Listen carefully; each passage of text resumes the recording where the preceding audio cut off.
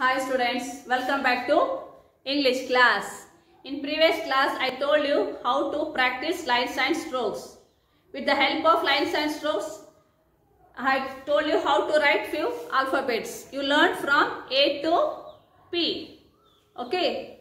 How many alphabets are there? There are 26 alphabets in English. You learned about from A to P. You learned A, B, C, D, E, F, G, H, I, J, K, L, M, N, O, P. Now P after which letter comes? Q. See here how to write Q. Capital Q. From first line to third line. Circle. See, circle is here now. First you should draw circle and a curve like this. Capital Q.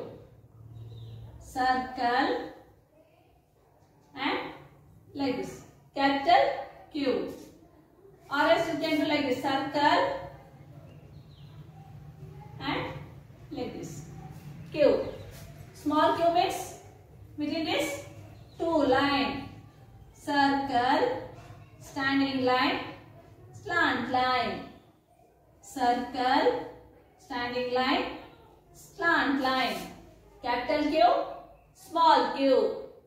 Q after R. Standing line. First line to third line. Standing line. Half circle. Half circle should be right within these two lines. And slant line becomes capital R.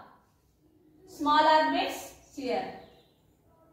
Small r like this. Small r. Small r should be written within these two lines. Capital R. Small r. R after yes. See here. Half circle. Half circle and one more half circle. It becomes yes. Capital letter should be written from first line to third line. Half circle and one more half circle. Understood? Small s. Small letter should be written within these two lines. See here, half circle and one more half circle. Yes, small s. Capital S, small s. S after T. Capital T. Standing line. From first line to third line. Standing line. Sleeping line. Capital T. Standing line. Sleeping line. Capital T. Small t means here. Standing line and a curve like this.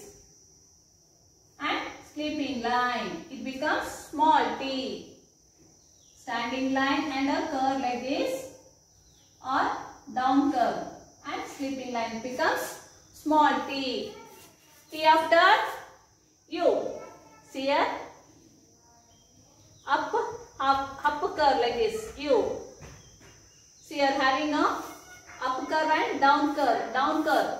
You take down curve like this. You should take long. It becomes capital U. Small u means within these two lines like this. Down curve and a stroke like this you should do.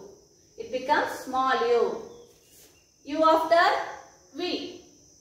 Slant line like this here. Right slant line and left slant line. It becomes V. Capital V. Slant line. Okay. You use two slant lines to write V. Small v means within these two lines. See, within these two lines, small v. V after W. See here.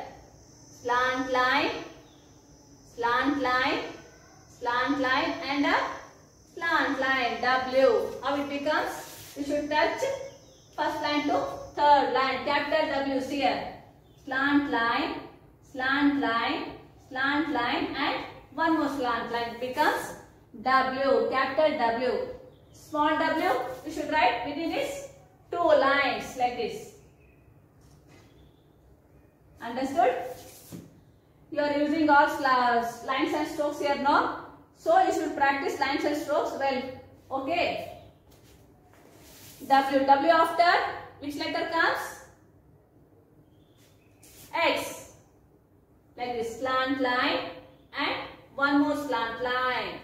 It becomes capital X here. Two slant lines makes capital, two slant lines vertically makes capital X.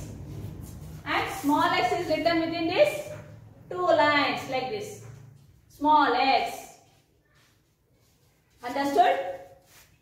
And x after which letter comes? Y.